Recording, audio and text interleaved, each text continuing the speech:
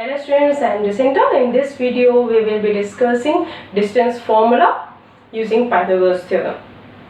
Now for that, in a Cartesian plane, let us take 2 points A and B. The coordinates of A 2, 3 and coordinates of B 5, 7. Here what is 2, 3? 2 is the distance from the y-axis and 3 is the distance from the x-axis. Similarly 5, 7, 5 and 7.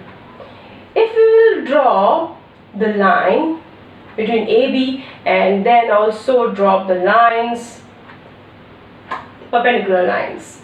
Now here the length of AC is 5 minus 2, that is 3, and the length of BC is 7 minus 3, that is 4. So here ABC is a right angle triangle in which we know the length of perpendicular and base. Here triangle ABC is a right angle triangle, and to find the length of the hypotenuse we can use the Pythagoras theorem. So let us write it as AB equals to root over AC square plus BC square. Now how we get the AC? We get the AC by subtracting the coordinate, that is the x2 minus x1.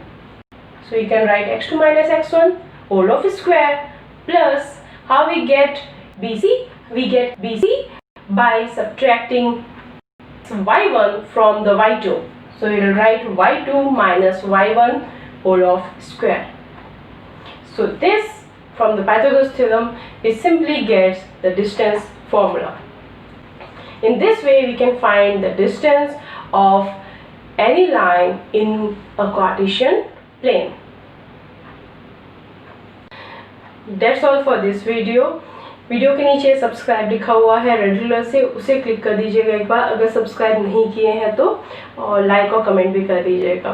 We will come with some new formulas and some new topics.